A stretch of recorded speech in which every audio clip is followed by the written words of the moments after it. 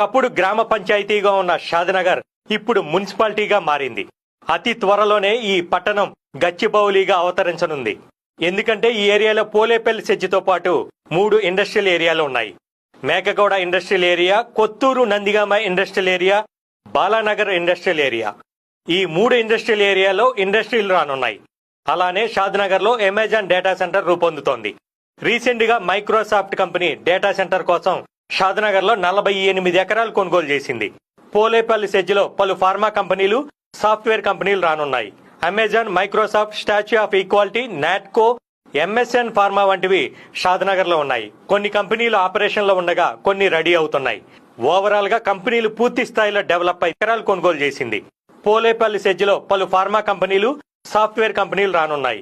Amazon, Microsoft, statue of equality, Natco, MSN pharma వంటివి షాద్నగర్ లో ఉన్నాయి. కొన్ని కంపెనీలు ఆపరేషన్